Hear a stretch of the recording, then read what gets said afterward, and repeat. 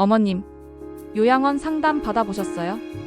며느리 은영의 차갑고 정중한 목소리가 울려 퍼졌습니다.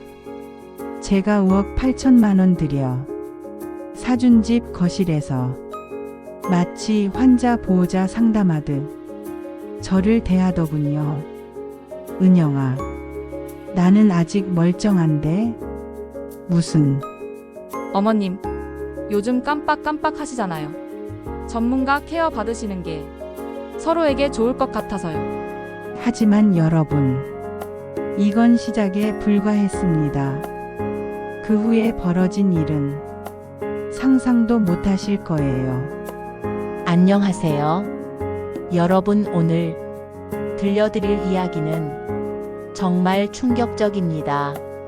74 어머니가 평생 모은 돈으로 아들에게 집을 사줬지만 며느리의 계획적인 요양원 입소 압박에 맞서 법정에서 싸워야 했던 실화입니다.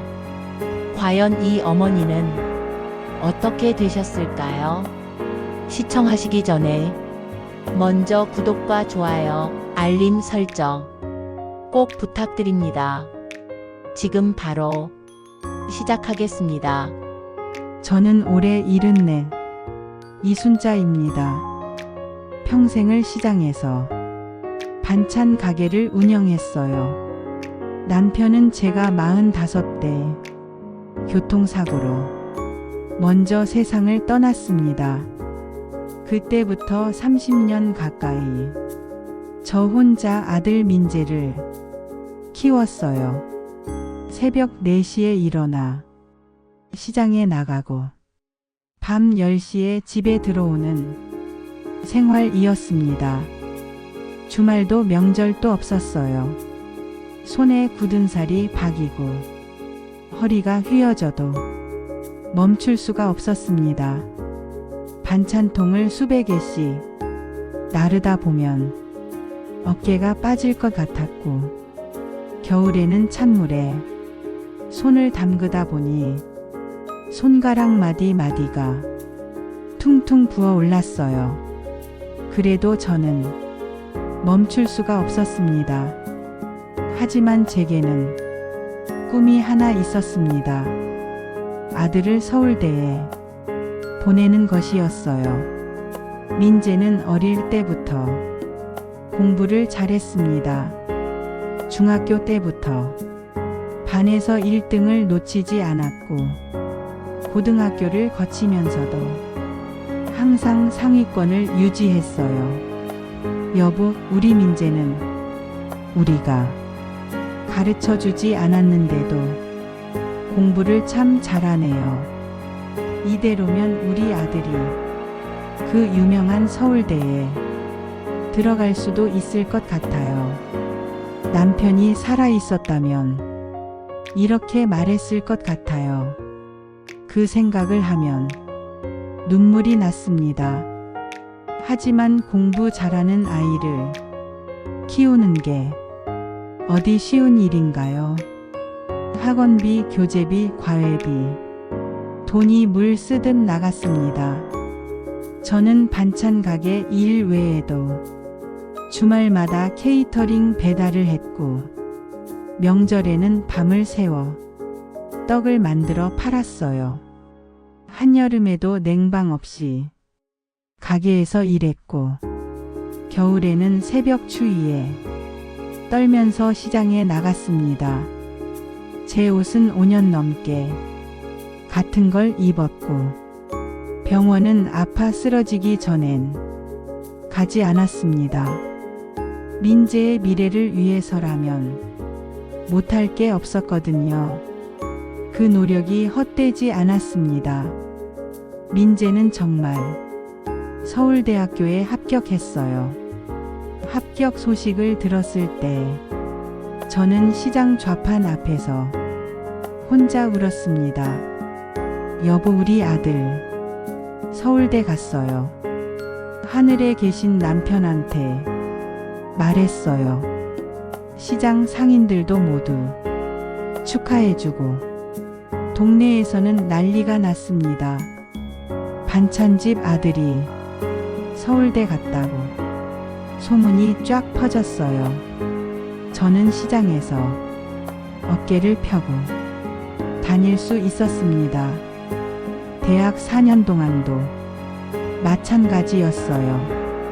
등록금, 생활비, 책값, 민재가 필요하다고 하면 무엇이든 해줬습니다.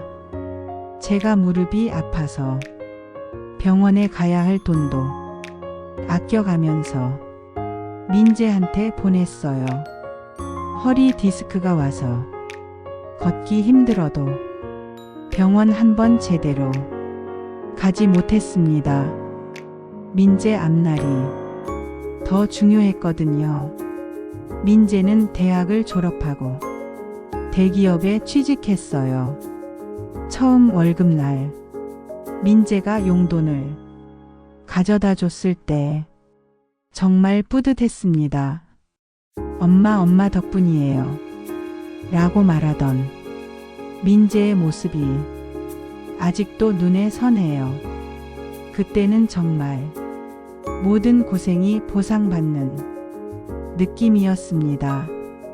그런데 문제는 민재가 결혼을 하면서부터 시작됐어요.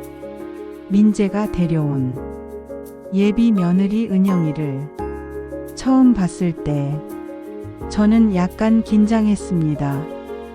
대학병원 간호사라고 하더군요. 똑부러지고 말도 또박또박 잘하는 사람이었어요. 근데 왠지 모르게 저를 볼 때 눈빛이 차갑게 느껴졌습니다. 어머님, 앞으로 잘 부탁드려요. 하면서 정중하게 인사했지만 얼굴에는 미소가 없었어요. 뭔가 계산하는 듯한 그런 느낌이었을까요? 하지만 저는 그냥 제 기분 탓이겠거니 했습니다. 결혼 준비를 하면서 민재가 말했어요. 엄마 신혼집 전세 알아보고 있는데 강남은 너무 비싸고 그렇다고 너무 먼 곳은 출퇴근이 힘들어서요. 저는 주저하지 않았습니다. 평생 모은 돈과 시장 가게를 팔고 보험까지 해약해서 강남 근처 작은 아파트를 매매로 마련해 줬습니다. 8억 8천만 원. 제 인생 전부였어요. 30년 동안 매일 새벽 4시에 일어나 시장에 나가서 하루도 쉬지 않고 모은 돈이었습니다. 손가락 마디마디 관절염이 와서 국자를 들 때마다 아팠지만 그래도 꾹 참고 모은 돈이었어요. 조건이 하나 있다고 말했습니다. 엄마가 나이 들어서 혼자 살기 힘들어지면 너희가 모셔야 한다. 민재는 엄마 당연하죠. 걱정 마세요. 라고 대답했습니다. 은영이도 어머님, 저희가 잘 모실게요. 라고 했어요. 목소리는 정중했지만 여전히 미소는 없었습니다. 그래서 부동산 계약서, 특약사항에 부양조건부 증여라고 명시했습니다. 결혼식은 조촐하게 치렀어요. 시장 동료분들이 많이 오셨고 저는 한복을 새로 맞춰 입었습니다. 30년 만에 처음 새 옷을 샀어요. 주례 선생님이, 신랑의 어머님은 혼자서 아들을 서울대까지 보내신 위대한 어머니십니다. 라고 소개하셨을 때 정말 자랑스러웠어요. 그때는 말이에요. 하지만 결혼 후 한 달쯤 지나자 민재 전화가 뜸해졌습니다. 일주일에 한 번 하던 통화가 2주일에 한 번, 한 달에 한 번으로 줄었어요. 엄마 요즘 회사 일이 너무 바빠서 다음에 연락할게요. 명절에 오라고 해도 은영이네 집에 가기로 했어요. 라고 하더군요. 설날도 추석도 마찬가지였습니다. 처음에는 젊은 부부니까 그러려니 했어요. 신혼이니까 둘만의 시간이 필요하겠지.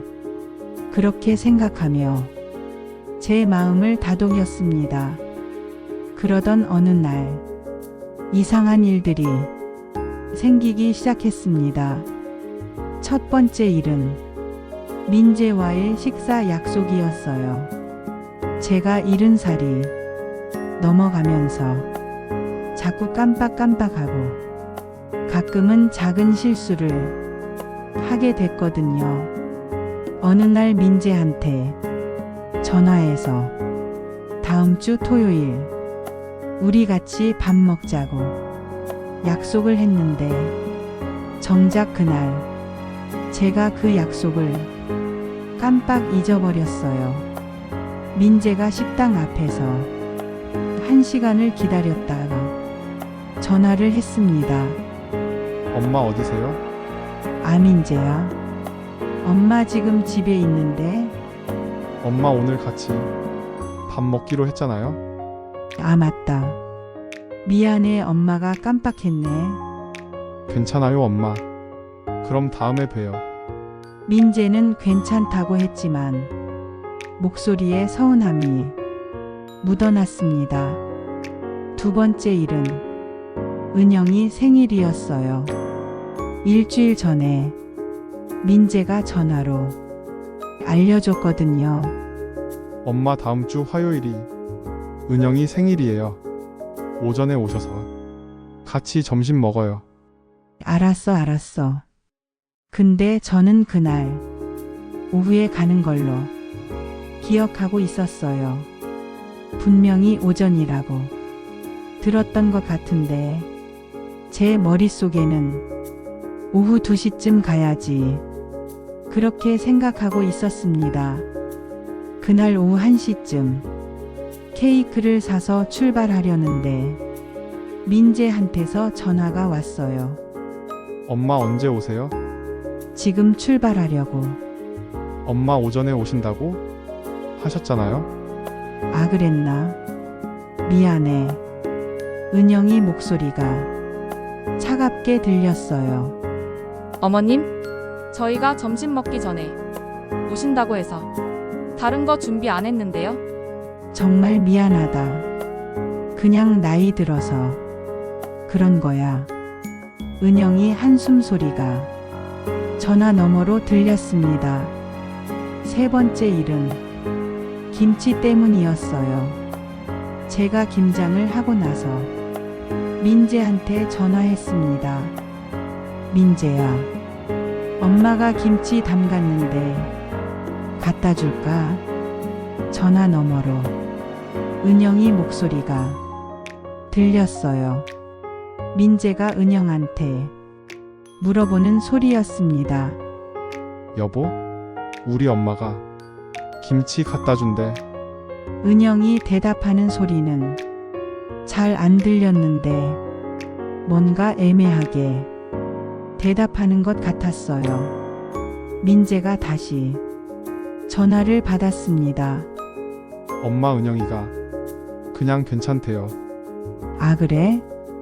알았어. 근데 제 귀에는 은영이가 괜찮다는 말이 아니라 좋다는 말처럼 들렸었거든요. 그래서 며칠 후 김치를 2통이나 담아서 민재네 집으로 갔습니다. 인터폰을 누르니 은영이 나왔어요. 어머님, 왜 갑자기 오셨어요? 김치 갖다 준다고 했잖아.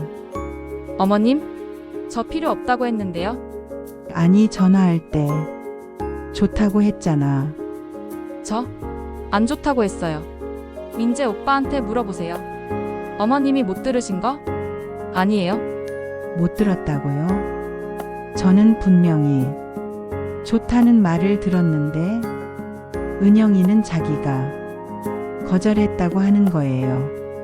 제가 잘못 들은 걸까요? 아니면 은영이가 애매하게 대답한 걸까요? 어머님, 요즘 전화 통화하실 때 잘 안 들리시나 봐요. 혹시 이비인후과 가서 검사 받아보시겠어요? 저는 그날 김치 2통을 들고 다시 집으로 돌아왔습니다. 가슴이 답답했어요. 네 번째 일은 더 황당했습니다. 어느 날 민재네 집에 놀러 갔을 때였어요. 거실에서 이야기를 하는데 제가 예전에 했던 이야기를 또 하게 됐나 봐요. 엄마가 어릴 때 민재 아빠가 얼마나 고생했는지 아니. 시장에서 새벽 4시부터 그때 은영이 끼어들었어요. 어머님, 그 이야기 조금 전에 하셨잖아요? 응? 내가 그랬나?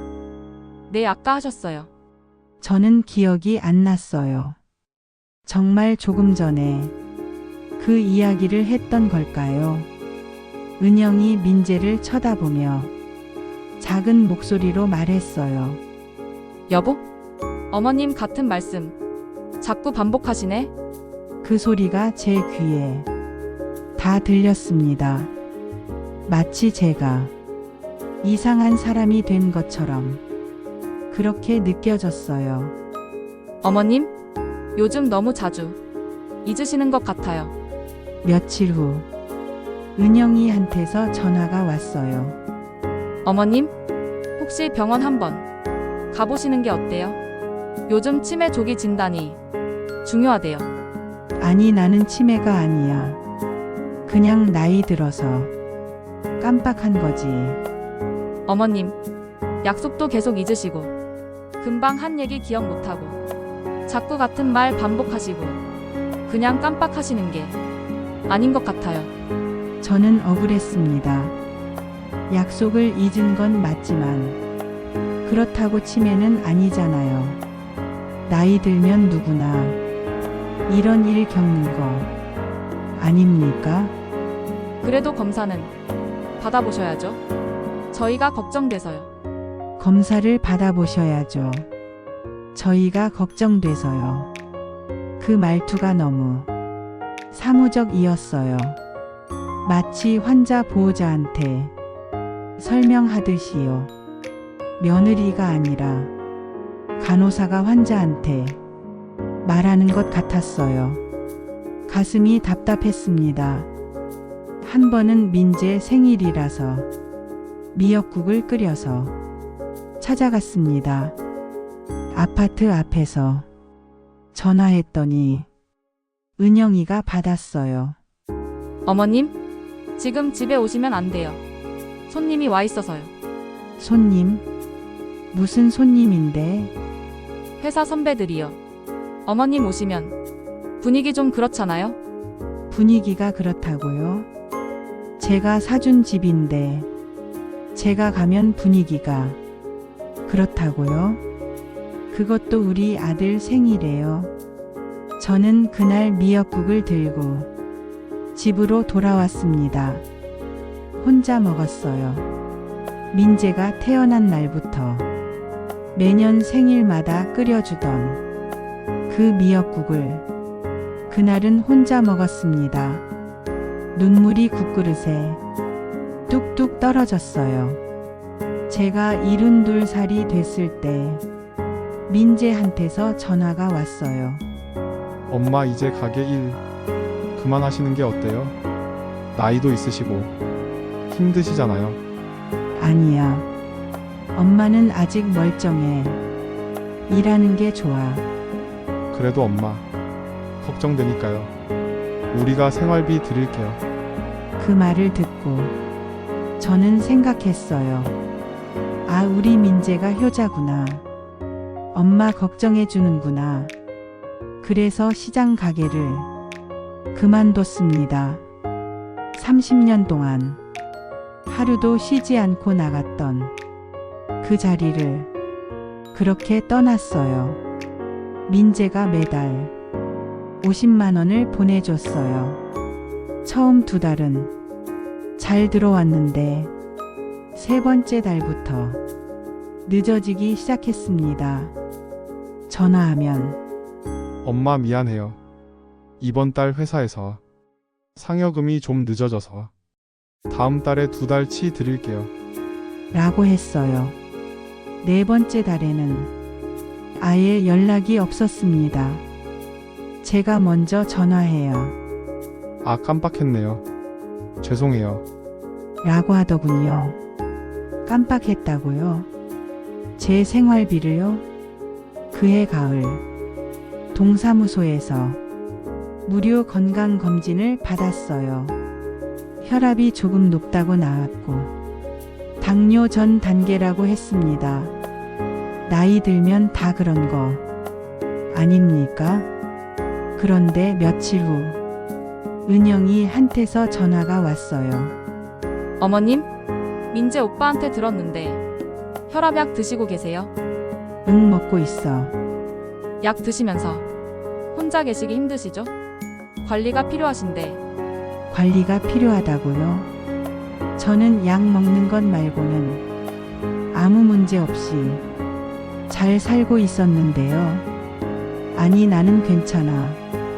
그래도 만에 하나 쓰러지시기라도 하면 어떡해요? 혼자 계시는데. 그때부터 은영이는 제가 쓰러질 거라고, 위험하다고 계속 말하기 시작했어요. 마치 제가 당장 죽을 사람처럼요. 어느 날 민재 집에 갔더니 거실 테이블 위에 요양원 팜플렛이 놓여 있었어요. 이게 뭐니? 민재가 당황한 표정으로 말했어요. 아, 그거 엄마 혹시 나중에 필요하실까봐 알아본 거예요. 나중에? 나는 아직 멀쩡한데? 은영이가 옆에서 끼어들었어요. 어머님, 요즘 요양원 좋아요. 또래 친구들도 많고 프로그램도 많고 어머님 혼자 계시는 것보다 훨씬 좋을 거예요. 혼자 계시는 것보다 훨씬 좋다고요? 그 말은즉 우리랑 같이 사는 것보다 요양원이 낫다는 뜻이었어요. 가슴에 비수가 꽂히는 것 같았습니다. 결정적인 순간은 우연히 찾아왔습니다. 민재 집 화장실을 쓸어 갔다가 거실에 놓인 민재 휴대폰 화면이 켜져 있는 걸 봤어요. 보려고 한 건 아닌데 화면에 은영이 이름이 보였습니다. 제 눈에 들어온 메시지 내용은 이랬어요. 오빠 어머님 요양원 상담 언제 잡을까? 이번 달 말쯤 너무 늦으면 어머님이 눈치채실 것 같은데. 집 명의는 우리 거니까 걱정 마. 법적으로 문제 없어. 그래도 조건부 증여라고 써 있잖아. 그게 강제성이 있는 줄 알아? 요양원 보내는 것도 부양이야. 어머님이 요즘 약속도 자꾸 잊으시고 같은 말 반복하시잖아. 치매 초기 증상 같으니까 요양원이 오히려 좋을 거야. 그 순간 제 온몸이 얼어붙었습니다. 손끝이 차가워지고 숨이 막혔어요. 이 아이들이 저를 요양원에 보낼 계획을 세우고 있었던 거예요. 제가 사준 집에서 편하게 살면서요. 30년 동안 새벽 4시에 일어나 허리 휘어가며 모은 돈으로 사준 집에서요. 저는 그 자리에서 물었습니다. 민재야, 너 엄마 요양원 보낼 생각이니? 민재가 깜짝 놀라며 휴대폰을 집어들었어요. 엄마? 그게 아니라 아니긴? 뭐가 아니야? 내가 다 봤어. 조건부 증여가 강제성이 없다고. 요양원 보내는 것도 부양이라고. 그게 무슨 소리야? 은영이 차갑게 말했어요. 어머님, 저희도 저희 생활이 있어요. 어머님 모시고 사는 게 쉬운 일이 아니잖아요? 쉬운 일이 아니라고? 그럼 왜 그때 모시겠다고 했어? 왜 계약서에 사인했어?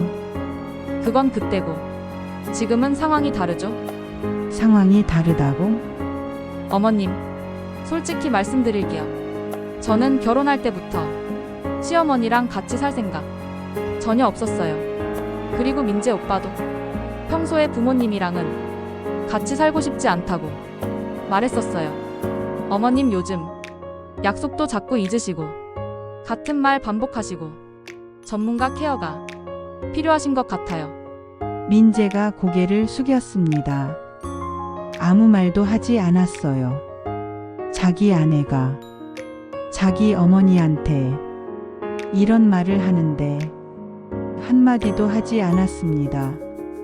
그 모습을 보는 순간 제 가슴이 무너져 내렸습니다. 민재야, 너도 그렇게 생각하니? 민재는 여전히 고개를 숙인 채 입을 열지 않았어요. 그날 저는 제가 사준 집에서 쫓겨났습니다. 어머님, 오늘은 그냥 돌아가세요. 저희 정리할 시간 좀 주세요. 현관문이 닫히는 소리를 들으면서 저는 깨달았어요. 더 이상 참을 수 없다는 걸요. 저는 그 길로 변호사 사무실로 갔습니다. 증거가 있으신가요? 휴대폰으로 사진 찍어뒀어요. 카카오톡 메시지요. 변호사는 부동산 계약서를 보더니 고개를 끄덕였어요. 부양 조건부 증여, 조건 불이행 시 계약 해제 가능합니다. 승소 가능성 높습니다. 첫 번째 변론 기일 민재 측 변호사가 말했어요. 원고는 이미 자발적으로 증여했고 요양원 입소 권유는 피고의 건강을 염려한 것입니다. 그때 제 변호사가 카카오톡 메시지 캡처를 제출했습니다. 재판장님, 이 대화 내용을 보시면 피고들이 원고를 계획적으로 요양원에 보내려 했고 집 명의는 우리 거니까 법적으로 문제 없다는 대화까지 나눈 것을 확인하실 수 있습니다. 재판장이 민재를 쳐다봤습니다. 피고는 원고와 동거할 의사가 전혀 없었습니까? 민재는 대답하지 못했어요. 고개만 숙이고 있었습니다. 두 번째 변론 기일 제 변호사가 말했습니다. 재판장님, 부동산 매매 계약서 특약사항에 명확히 기재되어 있습니다. 증여자가 노후에 수증자와 동거하며 부양받는 것을 조건으로 한다. 조건 불이행 시 증여자는 본 계약을 해제할 수 있다. 민법 제561조에 따라 원고의 해제권 행사는 정당합니다. 판결 선고일 재판장이 판결문을 읽기 시작했어요. 주문 1. 피고들은 연대하여 원고에게 서울 강남구 소재 아파트에 관한 소유권 이전 등기, 말소 등기 절차를 이행하라. 2. 소송 비용은 피고들이 부담한다. 판결 이후 피고들은 부양 조건부 증여에서 핵심 조건인 부양 의무를 명백히 위반하였으므로 원고의 증여계약 해제권 행사는 정당하다고 판단됨. 그 순간 은영이 눈물을 흘리며 저에게 매달렸어요. 어머님 제발 용서해 주세요. 저희가 정말 잘못했어요. 다시 기회를 주세요. 이미 늦었어. 법원을 나오는데 민재가 저를 붙잡았습니다. 엄마 잘못했어요. 저희가 너무 잘못했어요. 다시 한 번만 기회를 주세요. 이미 늦었어. 엄마 없이 어떻게 살아요? 제발요. 민재야. 엄마를 요양원에 보내려고 계획 세울 때 그때 생각했어야지. 은영이가 그런 거예요.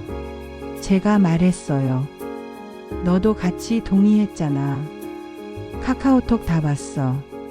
엄마, 저는 돌아서서 걸어갔습니다. 뒤돌아보지 않았어요. 지금은 작은 원룸에서 살고 있어요. 집은 다시 제 명의로 돌아왔고 팔아서 생활비로 쓰고 있습니다. 동네 복지관에서 봉사활동도 하고 비슷한 처지의 친구들도 만났어요. 요즘은 시장에 반찬을 사러 가도 더 이상 새벽부터 일어나지 않아도 돼요. 누구 눈치 보지 않고 아침에 느긋하게 일어나서 따뜻한 차 한 잔 마실 수 있습니다. 가끔 민재한테서 문자가 옵니다. 엄마 안녕하세요. 저도 이라고만 답장해요. 가족이라는 이름으로 계속 참기만 할 필요는 없습니다. 나이는 숫자일 뿐입니다. 언제든 새로운 시작을 할 수 있어요. 오늘 이야기도 끝까지 함께 해주셔서 고맙습니다. 은혜 여사의 인생 상담소는 언제나 여러분의 사연을 기다립니다. 보내주신 사연은 이름이나 구체적인 정보가 드러나지 않도록 각색하여 소개해드립니다. 인생은 혼자가 아니라 함께 나눌 때 더 따뜻해집니다. 마음 편히 털어놓고 나누고 오늘도 마음 편히 쉬어가세요. 비슷한 경험이 있으시다면 댓글로 나눠주세요. 구독과 좋아요, 알림 설정도 부탁드립니다.